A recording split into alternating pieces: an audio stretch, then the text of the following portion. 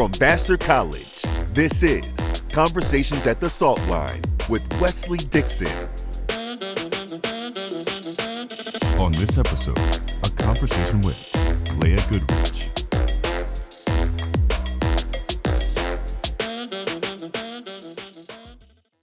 Hello, everyone. It's me, Wes, and welcome to another episode of Conversations at the Salt Line. Today, I am honored to be with Vassar alum Leah Goodrich, class of 2004, who was previously a tenants rights attorney in and around New York and is also currently a commissioner on the New York City Planning Commission. Thank you so much for being with us today, Leah. Thank you for having me. Of course. And I understand that you are actually taking this call interview from the New York City Planning Commission. I am. We just ended an hours-long meeting, and so I'm here in the private booth they have for commissioners. Is it a typical bureaucratic-looking building that's sort of like a mid-century modern, like 60s, 70s kind of building? A funny story about the building. I am a Succession fan, the show. Yes. And I was in Succession, and all of a sudden I saw our building in Succession. Apparently, what's his name? I forgot the main character, but apparently he lives here. Oh my goodness, that's so Yeah. funny. Well, Yeah. we'll definitely get into the work of the commission during our conversation, and we'll sort of break that open, if you will. But I just have to ask, because you are a Vassar alum, you did live here on campus, you are a housing expert now. Can you reflect back on your housing experience while you were at Vassar and in college, and what you make of it now, given the many years of real housing experience you've had since college? I lived in Jewett at first, and it was, at least back then, which is now 20 years ago, who can believe that? And it was called the party dorm. So it was a good introduction for me because I was a tiny bit of a sheltered kid. So it was a party dorm. So it was a great introduction to college. Yeah. And then switched over to Strong, and I was an RA. And then my last, I studied abroad in my third year for the full year in 2 different countries. And then my last year, I was in the TAs. Wonderful. So you had a wide range of housing experiences while you were at Vassar. Any lessons, any sort of vignettes of stories you take from your Vassar housing experiences to your work now, or not really? It was a different landscape. Yeah, I mean, I really appreciated the opportunity to be on the campus, and I actually walked around a lot in like the forest because I'm a city kid. So, I mean, if you're at Vassar now, I highly recommend just walking around and just taking in the beauty. They call it Never Never Land because it is. Yeah, absolutely. And one small other tidbit, not about Vassar, but about Leah, that I have to just submit for our listeners is Leah was supposed to come to the podcast in person, and for reasons that are out of her control, it didn't happen. But I'm mad about that because right before she was supposed to be here, Leah got this incredible haircut that I saw on Twitter that I wanted to see in person, but I had to not see it on the Zoom. But it is incredible. So just for those watching, go to Leah's Twitter. Yeah, you can see it here. Go to her Twitter and see the incredible haircut that she adorned for our podcast. Thank you for bringing some style to Conversations at the Salt Line. I mean, you're kidding me because I love your hairstyle. So. Oh. Thank you. That means a lot coming from you. The naturals. Oh, thank you. Thank you. Well, there's so much that I want to talk to you about, and I hope we can give it its fair due in terms of time. But of course, housing spans tons of different aspects of lives for many different people. And so I want to try to unpack it. I think I've heard you say before that you think about even your Twitter in particular as a means to start to demystify housing in ways that it might be Byzantine generally. And so I'm hoping that we can have some of that spirit here in our conversation today. I wanted to start, and we'll get to the commission in New York City in a second, but I wanted to start by zooming out just a little bit. And for those who may not be New York residents, you may not know, but New York just passed its budget for the new fiscal year and for 2025. And in ways that I'm sure you're familiar with, Leah, housing has been reported as being a big part of the passing of that budget. It's sort of seen as a landmark budget in terms of the things that are included relative to housing. I want to sort of dive into that a little bit because again, it's really bureaucratic. The budget's a very large process, it's large numbers, lots of things baked into it. And again, housing had a lot of, no pun intended, real estate in terms of how it was communicated and the budget narrative to be. So what do you make of the New York State budget? What about the housing plans or housing sort of teeth that are in it? What's the story that sort of you want to tell that we should know about housing relative to New York State's new budget? Yeah, there are two very big plans by two different politicians. So one is the governor of the state of New York, and the other is the mayor. And so I'll just, give some tidbits. Right. So one change that is coming is one that was long fought for by tenant advocates, which is good cause eviction. Now, under a private unregulated apartment, once your lease is up, a landlord can just say, okay, I'm not going to renew the lease. You have to go. And if you don't go, you're going to get evicted. Good cause eviction would prevent that. It would allow the lease to be renewed along with other protections. And that has been fought for a very long time. And finally, a version of that has been in the final version, which the governor also pushed. However, I know that a lot of tenant advocates are not incredibly happy because it started out as a very simple, 4-page proposed bill, and now it has all of these carve outs. So that's something to watch for. In the long and short of it is, if you live in a private market apartment, you may have some protections in order to stay there, where otherwise you would necessarily have to leave if your landlord didn't renew the lease. Right. And you made it, I think, an important distinction, which is, and I read about this too, which is many in the tenant advocate world are unhappy about sort of this weak, quote unquote, weakened version of the good cause eviction sort of tenets in the New York State bill. What makes this good cause sort of eviction sort of statute regulation different and weaker than other states that might have a more sort of robust version from the perspective of those who are tenant advocates?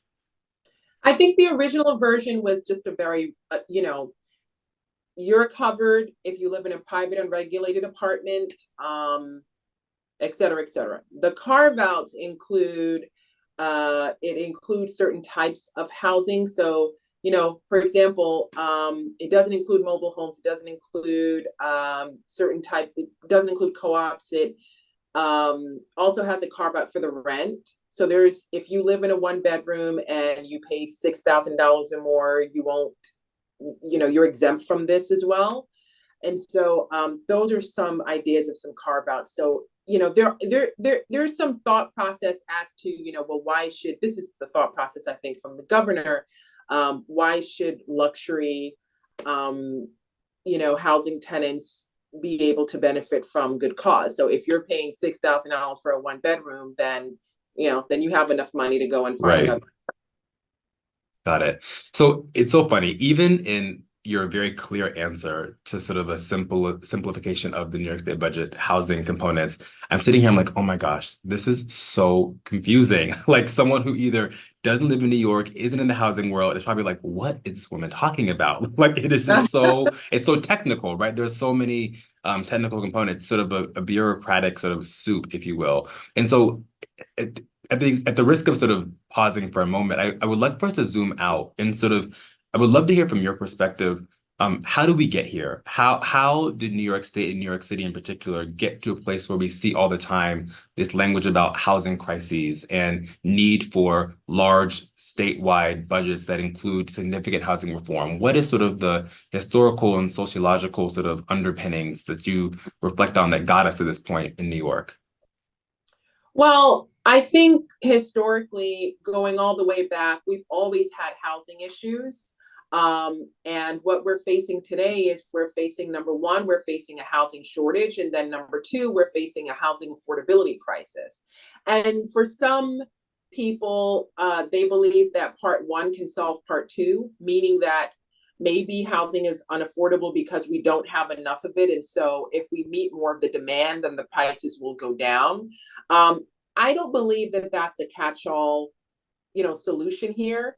I don't believe that it's just about a housing shortage. A lot of the folks who believe that also believe that rent stabilization is a problem. That's one example of where we disagree.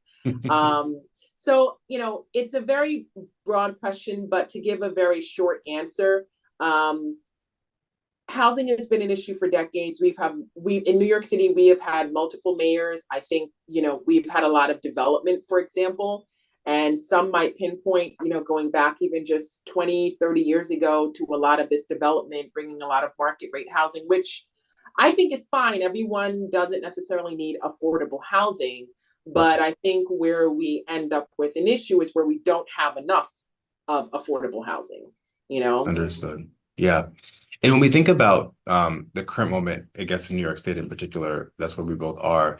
I know it's sort of more complicated than sort of yes or no, but this new budget with these housing sort of regulations or sort of stipulations, if you will, where would it fall sort of on the win or no win category, particularly from a tenants' rights sort of advocacy perspective? Is it sort of more harm, less harm? Is it additive? Like, how do we sort of assess, if you will, these new inputs into the housing calculus in New York? I mean, I think from a tenants advocate perspective, what I look at is, will the everyday New Yorker be able to access this housing? And from a city planning commissioner perspective, the answer for a lot of that is sometimes it's, that drives a lot of my work here. So we'll get projects where, for example, it'll be a 400 apartment unit is being proposed to be built somewhere in the Bronx. And then I'll ask the question, how many of these 400 apartments are 1 bedroom? How many are 2 bedroom? How many are 3 bedroom, 4 bedroom? And so sometimes the answer is, first of all, there are no 4 bedrooms. Second of all, most of them are studios and 1 bedrooms. And then they're just a handful of 2 and 3 bedrooms. And so that's an example of where, sure, housing is being provided, but is it accessible to people? Because a lot of folks, they're with their families. It isn't just 1 or 2 people. It's 2 people, including a child, more than 1 child. Sometimes it's not just a nuclear family, it's extended family. And so if you have a bunch of studios, it's only 1 or 2 types of demographics that can live there. So housing accessibility is a big issue. And that's one thing that I look for if the everyday New Yorker can actually access housing. Understood. I want to add to this conversation what you've mentioned a little bit before, which is your work on the Planning Commission. And I imagine there's a number of different entities, at least in the city of New York, that have sort of their hand in the pot, so to speak, in terms of how things shake out, if you will, relative to housing related issues. It's not just the New York City Planning Commission, I imagine, right? So can you try to paint a picture for us about where the Planning Commission sits among other actors in the space that contribute to the housing realities in New York? Sure. So if you are walking on the street and you see an empty lot and you see a sign that says, this is going to be an apartment building, a large apartment building. Well, let me tell you the timeline. Before that sign went up, there is very likely that proposal, that developer had to send a proposal and work through the City Planning Commission. It had to come to the commissioners, who then had to review it, then had to vote on whether to approve or disapprove of the project. And specifically, I won't try to use too many terms of rezoning. Then after the commissioners vote yes, then that goes to the city council members, and then they vote to approve or disapprove of a project. Now, sometimes, the commissioners will vote yes on something, because we are a body of 13 commissioners. And so majority rules, the commissioners will vote majority yes on something.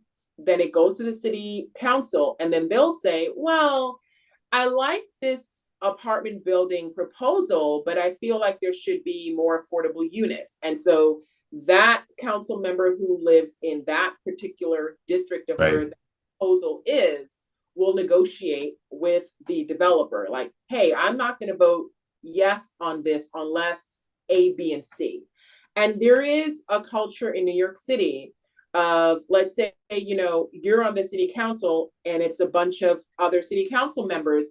If a project is in a certain city council member's district, they do defer to that person a lot, because that person is saying, and rightfully so, this is my district. I know what this district needs. You live out in Queens, you represent Queens, I represent Brooklyn. So if I have questions about this project and I'm hesitant about it, then you should vote along with me and vote no. So Right. that's culturally and politically how it tends to go for the majority of the time.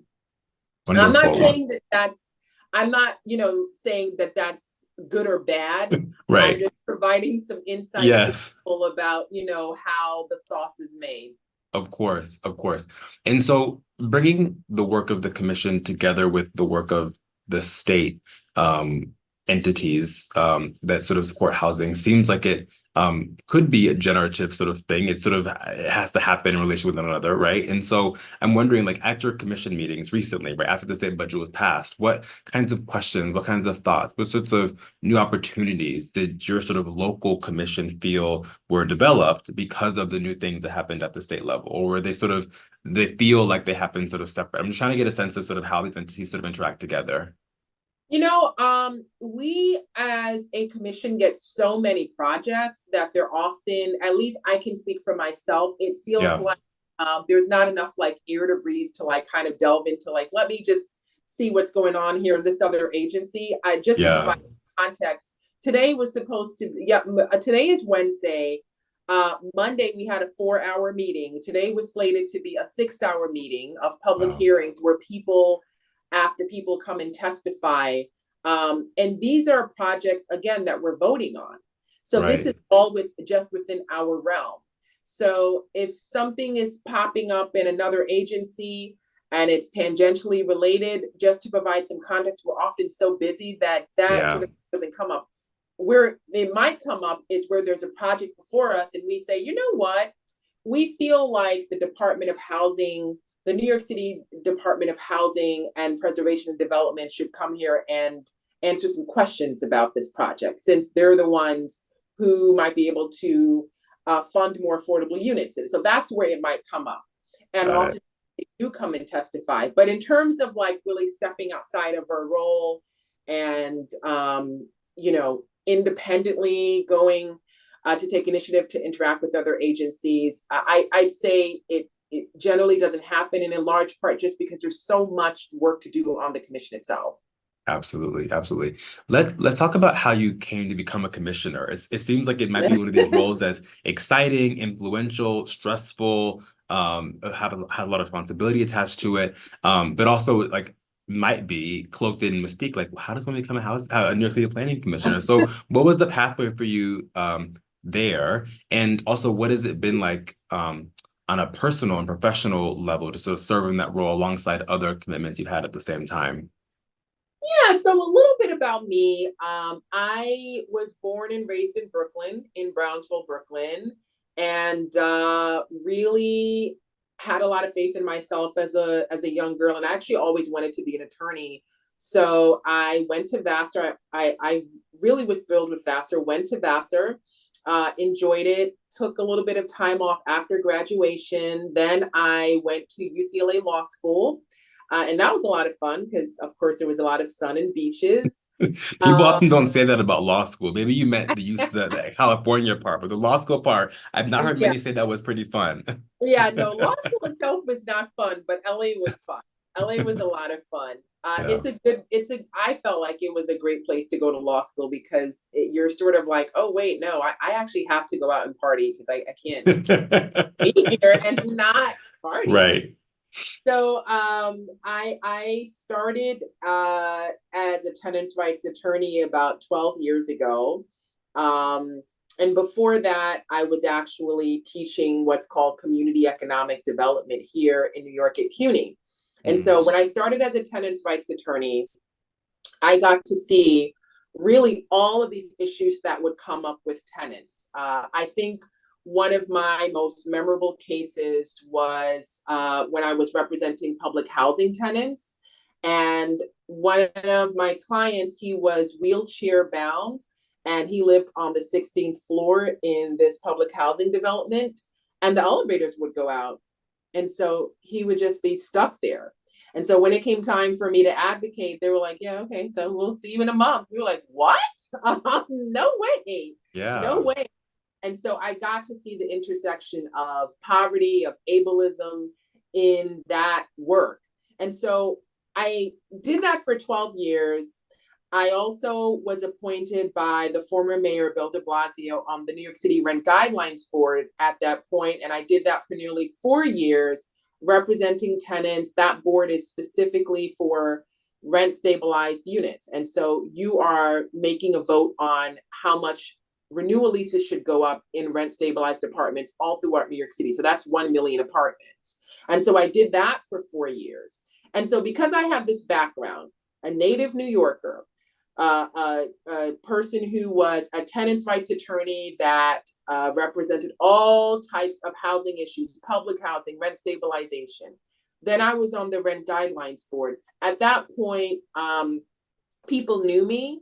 And Right. so I had been nominated by Jumaane Williams, who was a New York City public advocate, to be on the City Planning Commission. And when I joined the City Planning Commission, I'd actually been, as far as I was told, the first legal services attorney that had been on the commission. So a tiny little bit of context and background. It Yeah. might sound weird, but urban planning as a space and as a field is actually very different from the housing world and tenants' rights and the tenant movement. There's a whole like city planning and urban planning space. Yeah. And sometimes it doesn't necessarily interact with tenant movement and organizers.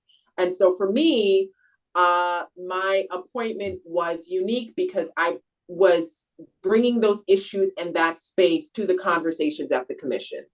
Yeah, that's super interesting. There's so much in that story I want to tease out some more. So, what you just said about sort of the urban planning space often being divorced from the tenants advocacy organizing space. Why do you suppose that is? Sort of what forces keep those things apart? Because it would seem like they naturally might sort of be together. So how is that separation persisting, and why? I mean, I think in large part because the urban planning space tends to be very closely connected to government. And so a lot of the people who are in the urban planning space are city workers, right? They work for the city in some capacity. Sometimes it's a high level position like they were a city council member, or sometimes it is that they are an urban planner and they work for the city. But most urban planners, sure, you can be an urban planner at a nonprofit, but a lot of the Sure. traditional positions are with a city. And so I think because of that, any city is going to be a bit disconnected from a sort of like local grassroots organizing. Right. And those are going to be people who are actually challenging the city, right? Yeah. Before I had been appointed, I had sued the city like at least 15 times. So, I mentioned like public housing, like all different issues. Yeah. And so, you have these two worlds, one that is very grassroots, one that is local residents who are challenging the city on decisions and saying, what are you guys doing? Why did you make this decision? And then you have the other of where you have boards or sometimes the city agencies that are making those decisions. Yeah, absolutely. It's sort of, on the podcast, we like to sort of find these salt lines, if you will, these sort of beautiful points of collision and intersection that don't have to sort of be sort of divisive, but can be generative. And one would imagine in an ideal world, right, a world in which sort of urban planning and sort of tenant or sort of resident sort of advocacy groups sort of are being closer together would sort of make for more ideal cities and more ideal urban or non-urban life, right? And I guess I'm curious. I mean, you live and work deeply in sort of the trenches of New York housing, but I'm sure you're familiar and fluent with housing issues, situations outside of New York. And I'm curious, have you heard of or seen any communities where you've seen sort of the melding of urban planning and, at the very least, the desires and perspectives of residents and tenants come together in a way that would be sort of salt line-esque and sort of has less of a gulf than how you've experienced it in New York? No. Straight answer is no. I think one of the challenges that any city planning commission has to deal with is how to meld those two worlds, how to make city planning commissions more accessible to the public. Because one of the main complaints that we'll get is, number one, that the meetings are during the day. So if you are working, you're not able to physically come to the meetings or even join them live on Zoom. Right. And then number two, translation, it's only in English. And so if you live in a city like New York City and you're a monolingual Spanish speaker, you speak Haitian Creole, you will not understand the meetings because they're not going to be in those languages. So there is a big accessibility issue and challenge that a lot of planning commissions have had to reckon with. The other big one that we've had in New York City is, you're leading these conversations about, 90% of the projects are housing related. So building new housing. You're leading these conversations about building a city, bringing in new housing. And of course, the elephant in the room is gentrification and racialized displacement. And in New York City, the fact that 200,000 Black New Yorkers have left New York in large part because of housing affordability. And this was in a New York Times article. And so you have these conversations about New York City pricing out people and how it's disproportionately happening to people of color. And so then you'd ask, does that come up in the meetings of the commission? Does any of that data come up? Right. And the answer for a long time was no. The only time it would come up is when residents, of course, would come and protest and say this at public hearings. But in terms of if it came up intrinsically in the work of the commission, for a very long time, the answer was no. And so one of the changes that happened a couple of years ago, actually by the person who appointed me, Jumaane Williams, he passed a law that required the commission to have what's called racial equity reports. So the developers are required, if you are not in every single project, but most of it is covered, they are required to include information about demographics. So what are the racial demographics of the particular neighborhood that you're trying to build this housing in? What is the income and what's the breakdown of income by race? So what's their income, the bedroom sizes, and how much would the apartments for this particular project be? And would those residents be able to afford this apartment? So I think that's been incredibly helpful in order to center those very real questions in a conversation that for a very long time went ignored. That's super helpful and super interesting to hear. And I guess as you say that, I'm happy to hear that Anne also had sort of a knee-jerk reaction of fear. And I'll say what I mean by that. The fear is, of course, in the current moment today, there is this sort of, as you know better than many people, there is this systematic attack on things that sort of are products of DEI broadly defined, right? And I know that shows up in different ways in different places. And I'm curious if you feel any sense of fear like I do about sort of the progress made by having that sort of new law passed, that new dashboard, if you will, sort of implemented, regressing and sort of those gains falling away at some point in the near future. Yeah, I mean, I actually engage in a lot of work that's considered DEI outside, just in general, outside of the commission and even outside of as a tenants' rights attorney. And these are conversations that a lot of people are having of like, should we even mention this? Should we move in silence? Right. Listen, I think that everything is up for grabs, and sure, could it be an issue going forward? Yes, New York City has never been as progressive, I think, that people think it is. I always remind people, like, listen, we've had Republican mayors, it's not that people think it's like this Uber, right? And it's not. It's not. And sometimes I have to remind people there's New York City, there's New York State. And then they're like, yeah, but upstate's where I'm like, oh, no, there are parts of New York City that are very red. Right. And sometimes I'll have to like pull out a map and I'll go, that, this neighborhood here. Right. Even in a lot of communities of color, it's not as deep blue. A lot of the social issues, it's more moderate than anything, right. But it certainly is not as left, I think, that a lot of people portray it to be. So, right. Is there a concern? Yes, there's always going to be a concern with that, but I'm not going to stop talking about it.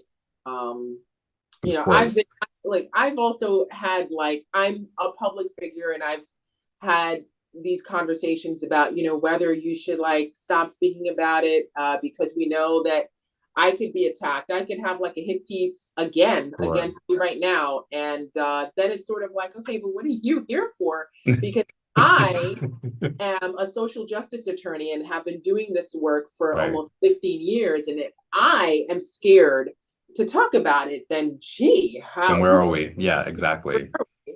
Yeah, it makes perfect sense. One of the other things that you mentioned earlier that I wanted to sort of explore a little bit was the relationship between migration broadly and housing in New York City. And you mentioned sort of the migration of a couple 100,000 Black residents out of New York City, particularly because of affordability. But just as a regular non-housing expert, sort of, resident of New York, you hear in the news all the time about the broader migration out of New York City by all different kinds of people, particularly maybe post-COVID, whatever else, right? And so you hear these numbers, and again, make of those what you will, about the large number of people leaving New York City. And at the same time, we hear about this persistent housing crisis and shortage, right? So you can imagine that in some ways, like at the most simple level, those things seem to be not contradictory, but they seem to raise questions of like where's the shortage from, right? We have all these people like leaving New York City, but we're still talking about the same shortage. So can you help me and help others make sense of these at least public narratives that we hear that don't make sense, at least on their heads together? Yeah, we definitely do have a housing shortage. Let me provide a picture. If you have not been apartment shopping in a number of years in New York City, let me tell you what it's like. Number one, when you find an apartment, it is likely going to be through a broker. And if you want that apartment, you have to get there. Remember, back maybe 5 years ago, you could be like, all right, well, I'm coming tomorrow. If you don't get there within 2 hours, it's gone. I can promise you that. I went apartment shopping myself, and I have had to help many of clients who are apartment shopping recently. And I am telling you that those apartments, the demand is so high, and Yeah. that's because of the shortage, that they're gone. But a number two issue that I want to raise is that if you happen to find an affordable apartment, meaning that the apartment is rent stabilized, then you have to deal with another barrier, which is that the brokers are charging and treating rent stabilized apartments like as if they are condos or co-ops. Market rate, yeah. You have to actually, they will demand a 15% annual fee on a rent stabilized apartment. And there have been articles about this. Some of them have been charging $20,000 for their fee. Do you understand what I'm saying? Their fee, that is non-refundable. That doesn't go towards your rent. But Right. the thinking of it is, oh, well, you found this affordable. I'm saving you money over the time, Yeah. so you have to go out, you have to pay that back. Apartment over me. This is why I don't feel bad when I see them in the news and I'm like, you know what? This is getting ridiculous, because this is a prime example of how something that is supposed to be affordable now becomes only accessible to people who are wealthy enough to do it. And oddly enough, that has been a legal argument in cases that small landlords have brought to challenge rent stabilization. A lot of people are not aware that landlords have sued the city multiple times to try to challenge rent stabilization. And in one of these cases, which disclaimer, because I was on the Rent Guidelines Board, I was a named defendant in some of these cases. And in one of these cases, they asked the Supreme Court to review, and they almost did. That would have been terrible. But I think for folks to know, they denied the petition to review that. However, Justice Clarence Thomas threw them a bone and said, we are going to say no to this. I don't think that you brought this the right way. Here is the right way to bring it. And then Justice Thomas said, you should bring it again. We would like to hear this in a later case. I think that that's a hard nature. That is not great news. Yeah. So, there are, a roundabout answer to your question. There are a lot of issues with housing accessibility. There's actually a huge attack right now on tenants' rights that a lot of people are not aware of. When I tell them, that there was this pending Supreme, and then they brought another one actually recently, they followed up on Justice Clarence Thomas's suggestion and asked in a whole separate case the Supreme Court to review. So we're waiting to hear about that. And this is for rent stabilized apartments. Yeah. So, I mean, people should know, New Yorkers and everywhere should know, that tenants' rights are under attack. We don't have time to talk about, oh my goodness, like what about the landlords? Landlords are doing what is predictably for them to do, which is really focusing on their profits. And for them, rent stabilization is a problem because you have a whole separate board which regulates by how much they can make profits on these apartments. Wow. As we keep talking, I keep adding to my list of actors in the movie, in the play, in the drama, in the horror, in the whatever genre that is housing. There's this rent stabilization board, there's a New York City Planning Commission, there's a Department of Housing, there's like the state has some role. I mean, there's all these different actors. It's very hard to keep track. It makes sense. In the vein of trying to demystify or sort of shed light on some of these housing dimensions, I've seen statistics about New York City vacancy rate, citing it around, I don't know, 1.4%, to your point about sort of this housing shortage. But I had to admit that when I read that, I was like, as like a planning expert, non-housing specialist, I didn't know what to make of that percentage, the 1.4% vacancy rate, right? And I couldn't quite figure out. And the question I had was like, what is a healthy sort of vacancy rate for any municipality, or maybe New York City, right? How do we come to make sense of those kinds of data points in the narratives of the housing reality in New York in particular? So to provide some context for people, that is a low vacancy rate. And what that means in general speak is that if you're looking for a new apartment, people are not moving. And a large part of why people are not moving is if most people were to leave their current New York City apartment right now, let's ask ourselves, could they find a similarly equal rent apartment or lower? The answer is no, for the most part. It's very difficult. And so people are not leaving. So if people are staying in their apartments and you have people who need new apartments, we have obviously new people who are always coming in. What happens then? Again, the demand is very high.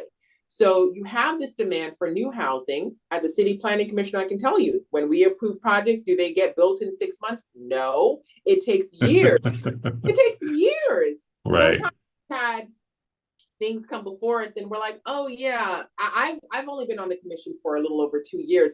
But some commissioners have been on for a very long, for like a decade or more. And they're like, yeah, I remember this from 7 years ago. We're like, wow, So, I mean, the vacancy part comes into play because you have a lot of folks who who are looking for housing. And then you have folks who are not leaving their current housing. So then you have folks who are getting priced out of New York City because they might have been in their current housing and they're being displaced, because they can't afford it anymore. So to that point then, where I know it's not quite a science, more of an art, but where is the tipping point? Where is sort of the healthy place where if you were sort of a mayor or a city planning department and you're trying to index towards what sort of a good steady state looks like, what is the vacancy rate that you hope to ultimately be able to level out at, to say this is a fair, equitable, healthy housing market at that point? So one thing I do want to policy-wise push back on is I do think that the focus so much on vacancy should not be the priority, because there is a larger thinking within housing policy that the way to deal with housing is like people should always be moving and then people move in. But let me provide some context in a real world example about how this plays out. I posted on Twitter about a tenant who was in the New York Times in a very, one of those like front page articles. Yeah. A rent stabilized tenant who had found her apartment 30 years ago for like $250 and then is an artist. So stayed in her apartment and still lives there, rent stabilized, and retained it. And I said, this is great, because she was also in her 60s. This is an example of aging in place. This is an example, mind you, 1 in 4 seniors can't find housing. So you have a lot of people who are seniors who are not able to access any housing. Retirement plans from 30 years ago are not matching the $5,000 one bedrooms from today. And so this is a huge problem. So I said, this is great. A lot of people, housing, I won't even call them experts, but housing people, right? Yeah. Commented and said, this is actually terrible because she's taking up an apartment and a space that young families should be able to move and she should vacate. So this is where the vacancy part comes in. Got it. Why are you in a rent stabilized apartment? Why are you in any apartment, but especially a rent stabilized one for 30 years? You should have used those 30 years to go and buy a home and leave so that young families can move in. So I want to keep people into one kind of way and aspect and mentality that people use the vacancy part to talk about. Yeah.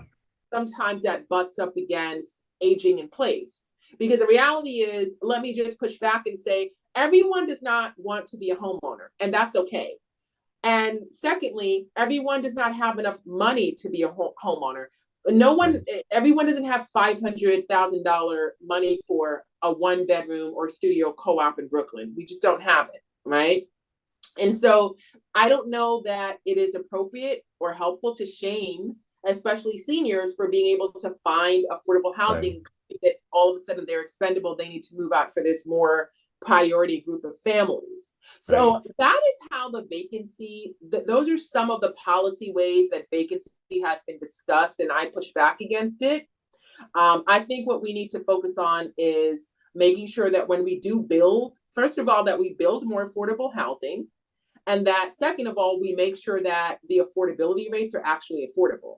Some of the affordable housing that's built, it literally, and I'm talking about, when I say affordable, these are income restricted, low income housing. They literally start at $2,100 for a studio in the Bronx. That's not affordable housing to me. Yeah. That is not affordable housing to me. That is not, and mind you, the name has changed. It used to be called low income housing. Now it's being called affordable housing. But this to me is not what is low income housing. Most people who make $40,000 cannot afford $2,100 for a studio. Right. So, there are many ways to talk about what housing policy should be. Vacancy is one aspect of it, but I do think that people really, beat the horse down. And what they really mean to say is that the way how a city should run is that no one should live in an apartment for a long time. They should not have long time housing. Being a tenant for 30 years is carries some type of moral shame. You should be a homeowner. And if you're not, then you're a burden to society. That's where I have a problem with how the vacancy conversations have gone.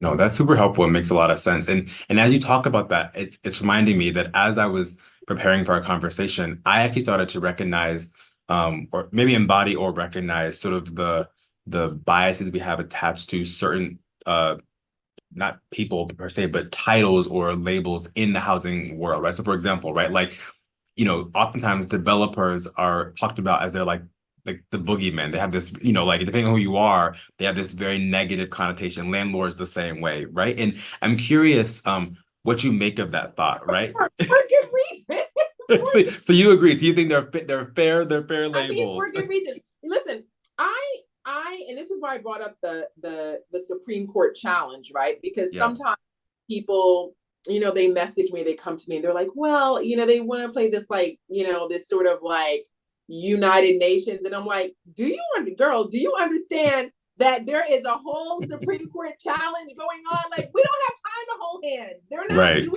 that with tenants. So and then there's also like, these aren't two people in equal footing, right? These aren't, landlords. I haven't seen it like, oh, let's go lead a workshop so that no.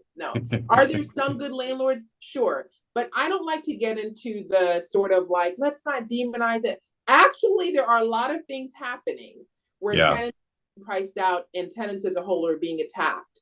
And so, if someone listens to my Twitter and they're like, I'm a landlord and I feel I don't care. You're not who I represent.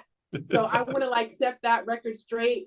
Do not message me. I don't care if you felt personally attacked. That my mother's in land. People do it all the time. My mother's in land. Who cares? I feel this is how I feel like people, when I'm a public defender and people like, Yeah. I'm like, good for you, but like, you're not who I represent.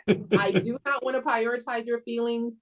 I do not care. City funded agencies like the one that I work with are routinely underfunded. There are not enough tenants' rights attorneys to represent people who are facing eviction.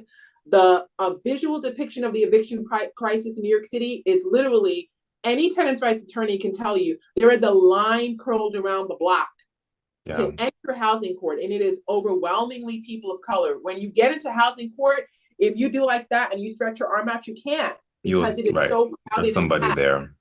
So I do not have time to prioritize and talk about whose feelings were hurt. I consider that gaslighting. I don't care if you're listening to the Vassar podcast and you're like, my uncles, I'm not talking about you, girl. I don't care. Don't message me. I do not care. Who I care about are my tenants, because they are routinely underfunded, do not have enough people sticking up for them. So that is my role. I will not waste time and energy on people who have the most power in the situation, have millions of dollars to lobby, and do have mayors in their back pockets who are doing slogans, yes in my backyard, yes in the city. I mean, I don't have time to focus on that. It's funny. What you're saying is reminding me that as I was reading about your work for this podcast, I think, have done a very helpful job also highlighting the many intersections of housing issues and many other inequities and issues that people face, right? So just recently, I think you wrote about sort of the intersection of, or the inconsistencies of sort of federal housing, federal law, state law, around sort of marijuana use in particular, and how that plays a role in housing, as sort of not a perfect storm, but sort of a confluence of sort of differential treatment that sort of embodied itself in housing insecurity. Can you share a little bit about that for those listening to sort of underscore that point? Yeah, sure. So President Biden is looking to change and declassify marijuana. That is coming up in the future. As of right now, as of today, marijuana is still banned on federal property. So if you live in public housing and you have, and when I say banned, it is considered a Schedule 1 drug in the same class as heroin, as cocaine. So you can be evicted if you have marijuana, even if you live in a state that has legalized it for recreational use, not just medicinal, but recreational use. So your neighbors down the block may be recreationally smoking marijuana, but if you live in public housing, or it's actually broader than just public housing, federally assisted housing. So if you live in a unit where you receive Section 8, but it's private housing, that's still federally assisted housing. If you smoke marijuana or you have marijuana, you may be evicted. So I talked about the disparity of how for decades you had, with the drug war, many people who lived in public housing were routinely targeted to ramp up this drug war.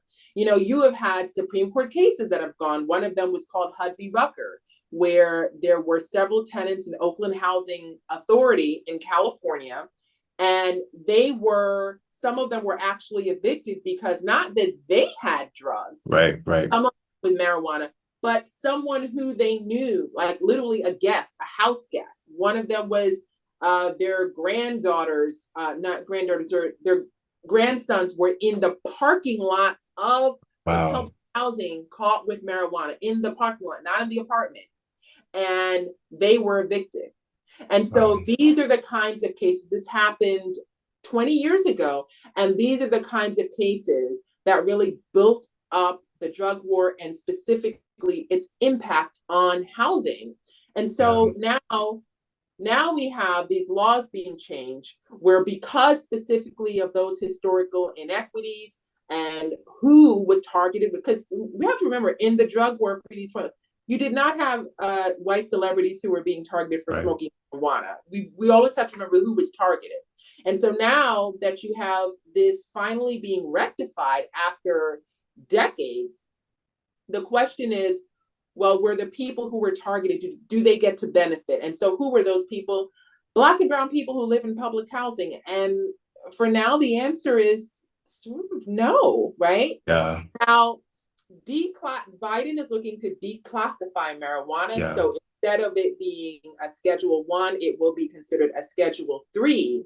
But even that, it does not mean that it is decriminalized. All it means is that it's considered a less dangerous drug in the same as like steroids or other drugs, and it's still a controlled substance. And as of now, you can still get evicted for having a controlled substance if they think that you're dealing.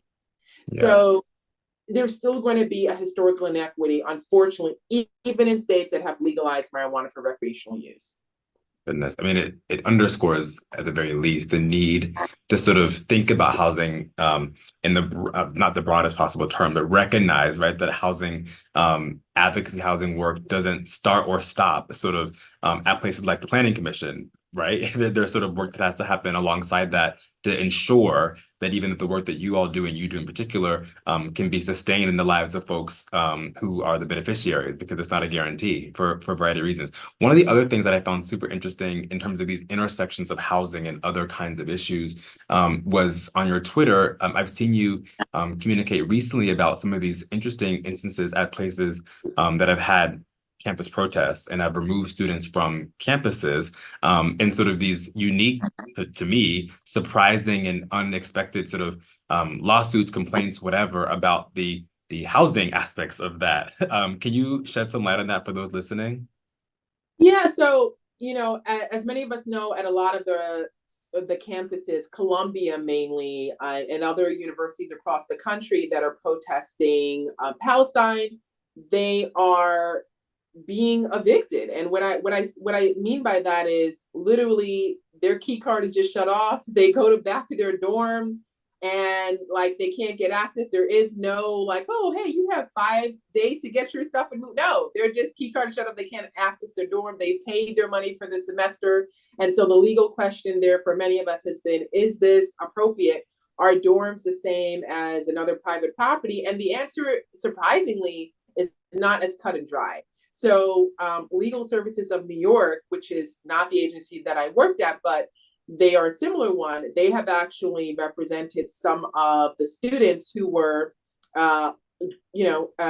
left out, evicted, and called it an illegal lockout and are currently suing them to get them back in. From a lawyer's perspective, right? Especially when a university receives any type of public funding, which most of them do, it is a little strange where there is no opportunity. It seems like in a lot of these cases, there is no public hearing. There is no like opportunity to defend yourself before the decision is made. There is no like, well, here is my position on this, or here, or you thought you saw me. It wasn't even me at the protest. Like, there could be a myriad of things people want to say, but you don't really have an opportunity to defend yourself. And then the decision is made, and then like that's it. I don't even know if they get their money back, to be honest. But I have read some of the contracts, and some of them are like, if you stay here, you're also going to incur fees. So it is a very like cut and dry process. Now, I will say that there are some reasons for efficacy of not having a policy of where you need to have an eviction process in the court for every single one of these instances, because for dorm housing, well, every semester you have new people moving in. So if you did that, then it would make less of the dorms available, and it could potentially get very messy. But again, from a lawyer's perspective, there are a lot of questions about just the ethics around just, we've heard of some students where it's literally like 2:30 a.m. They received no notice whatsoever beforehand that they were going to be evicted. They go back to their dorm, their apartment, and then like their key card doesn't work. They're not from New York City, and they're like, oh my God, what do I do now? And they're where do I go? That's it. Right. Yeah. That presents a lot of, thorny issues.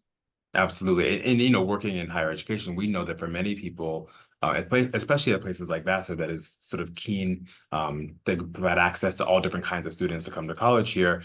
There is not housing security outside of their institution, right? And so when there are moments that create housing insecurity at the institution is particularly painful, because there's no safety net for some people, right? And there's no place to go. Yeah, and I think people should know that, for example, CUNY, which is the City University of New York, 14% of those students are homeless. Right. So there was a study a few years ago that showed this. And CUNY itself, a lot of them don't have like dorms as opposed to like other Right. universities. But I think that even that just offers a picture, because I think when a lot of people think of college students, they might associate it with having privilege. And no, that's not the case for all college students. There are actually a number of students at these universities who literally do not have anywhere else to go. Absolutely.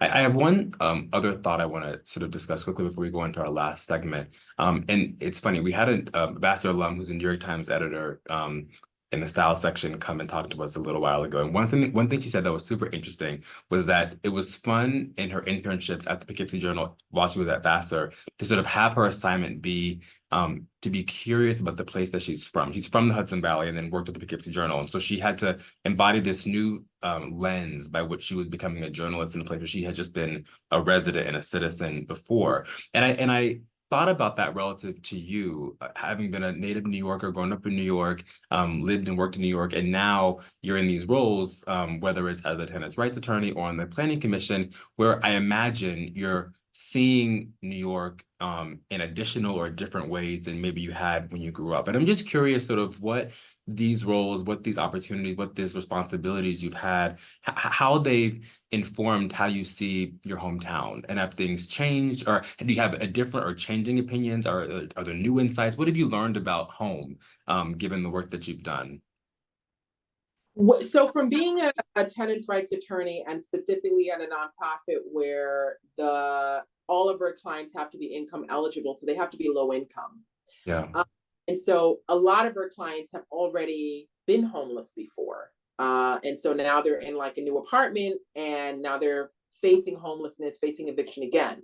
And so you get to hear all of those stories. And so the number one thing I would say, and again, I grew up in Brownsville, Brooklyn. I didn't grow up with like a silver spoon in my mouth. I grew up with a single mother for the most part. Later, we had a stepfather, but I didn't grow up with a single silver spoon in my mouth. That being said, when I started as a tenants' rights attorney, things that I didn't really think about as much before, like when I got on the train, it became commonplace to interact with an unhoused person. People get on the train. When you do this job as a tenants' rights attorney, all of that is different, because as soon as a person gets on the train, it's just a very personal, like you're thinking about your clients, you're remembering, you're like, oh my God, I have to do X, Y, and Z. The job is very weighty because you have this opportunity to prevent someone from becoming homeless. Sometimes you can't really shut off from the job because, again, I started my work at 9. I left at 5. I mean, we don't lose at 5, but anyway, I left at 5. Then I hop on the train, and then you see an unhoused person, and then you're like reminded again. You're like, what can I do? So it's you, and then you constantly want to help people too. A lot of us, we end up giving out our information to unhoused people. We're talking to them, and they know all of the programs. We're like, have you applied for FEPS? Have you applied for city FEPS? And they're like, yes, I have. So some of us end up doing intake like on the train on a Saturday. So I would say that one big change is that you don't really shut off from it, because the housing crisis is omnipresent and present at the same time. So that's number one. I think the second part that I realized is I did not know how classist a lot of people are, including, I'll be really frank, including a lot of people. I didn't realize how pervasive classism is.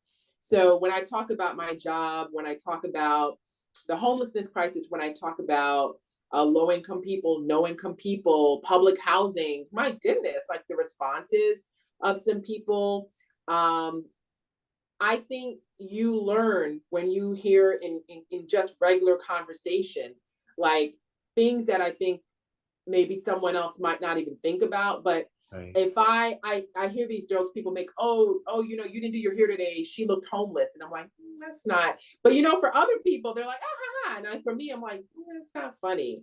And I know this because I'll say that's not funny. They're like, really? And most people will respond like, really? I'm like, yeah, it's actually not funny. Yeah. So I've noticed the way that people talk about unhoused people. I have noticed similar patterns of how people talk about people who have nutritional assistance, which is colloquially known as food stamps.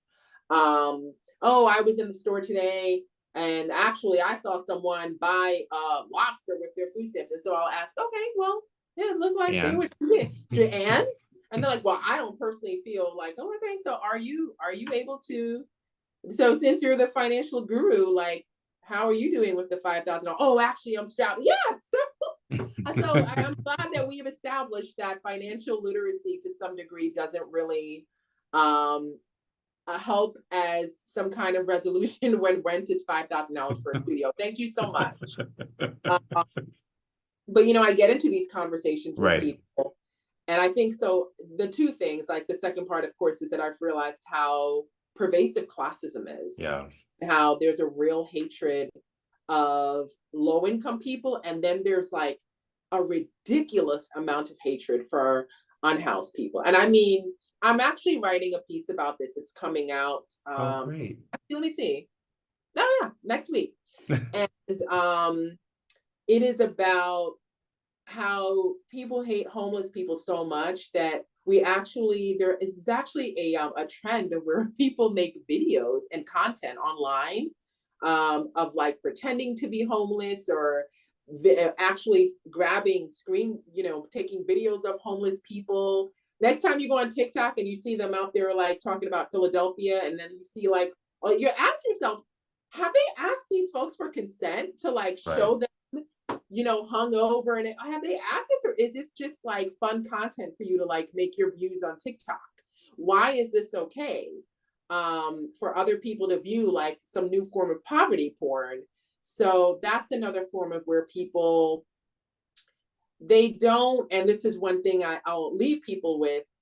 A lot of people will act like, well, I don't really want to see homeless people. I don't want to interact with them. So then why are you watching content and videos, right? There's a long history going back to the 1700s of laws about unhoused people and keeping them out of public view, called the Unsightly Beggar Ordinance. So, but at the same time that those laws were passed, there was also the circus, where a lot of unhoused people and disabled people made the circus what it was. So people enjoyed the content of it and watching and making fun. They just didn't enjoy in everyday life seeing an unhoused person out in the street where they couldn't regulate them. So I'll leave people with that.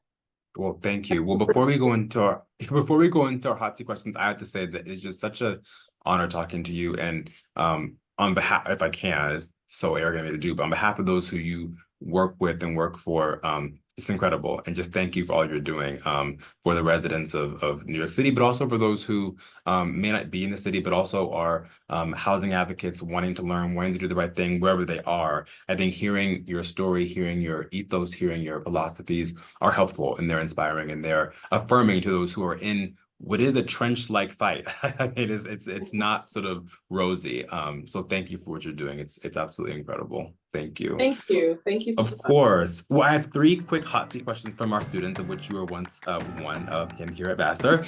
So the first question is, this is a very funny question. I'm curious how you answer it. What is your ideal housing arrangement for yourself? Make of that what you will. Like visually, or like no, I don't know. Maybe type of housing, I think, is what they mean by this. I have always wanted to live on a farm. I don't know. I think it's because I'm a Brooklyn girl. I'm just opposite kind of, and I love animals. Wonderful. I have had, at one time, I had 2 cats, a rabbit, 5 birds, like all in a small New York City apartment. So well, let me just say for the record, because my landlord was listening. I don't have them anymore, but well, I don't have a rabbit anymore, but you have some permutation of some of those things, maybe at some point, not all the time. Yeah. Cool. I love to live on a farm. If I could just, go like that, I would love to have a horse and have a, that's actually my favorite type of content, where I see people and they're like, I moved off the grid. I moved to, Yes. from Philadelphia, and I moved in this place and now I have a farm. I'm like, Yes. Who you know the content is Khalees. Khalees has all that content where she like has her farm and she yes, grows her stuff, and it's I love watching her stuff. It's incredible. So yes. that's the first question. The second question is, what is a recent housing innovation that you are inspired by or excited about?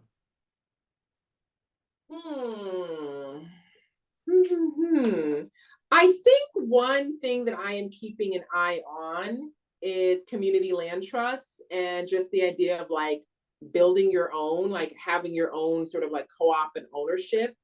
So that's something that I'm keeping an eye on. Wonderful, wonderful. And last question, which I actually had the same question after our last portion of our conversation, is what's keeping you optimistic, given sort of all the heavy and weighty parts of your job, of the housing world? What's keeping you positive, if you are feeling that way about the world? Organizers. Sometimes I get really, because we have to remember, the work is not, for anyone who is planning on entering this work, it is grueling work. This is why I say, I don't have time to be like, what do you want? Landlords are feeling sad about, who cares? Like, I just talked to someone who's getting evicted, like, who cares? Right. It's really like emotionally grueling work. And as someone who's been doing it for a very long time, I get a lot of my inspiration from watching organizers, because you can file as many motions as you want, but the real change happens when people like get out in the street and they, have, people take notice, and then others are like, actually, yeah, that is an issue. We should be out here protesting this. I didn't realize that we can protest this. When I was on the Rent Guidelines Board, as a lawyer especially, there was this kind of view of like, the way you reach people is you take them in the back rooms and you win them with arguments and you persuade them and you influence them. Yeah, no. If I'm going to be brutally honest here, guys, the sauce is made. What really changed people's minds is when the tenants would come out and loudly protest and come disrupt. And then they'd be like, oh my God, like this is a real, it's bad out there. It's bad out there. Yeah, people are really paying attention. Yeah, it didn't. Right. A lawyer is someone who's who I consider myself an excellent lawyer, good at words, good at analysis. None of that ever really swayed people as much as the grassroots actions. Yeah. And those are the things that form the conscience, right? Of where people, it's like everyone knows, but then some people were like, oh, actually, yeah, this is actually a big deal. Like, well, yeah. Hey. Yeah. Wonderful. Super helpful. Well, Leah, thank you so much. Thank you again for all that you're doing. Thank you for spending time with us today on this podcast. And just continue to fight the good fight for the many folks out there who deserve great representation and great advocacy people like you. Thank you so much. Thank you for having me so much. Shout out to all the Vassar folks listening. Wonderful. And thank you all for taking another moment to tune in to Conversations at the Salt Line. We'll see you next time.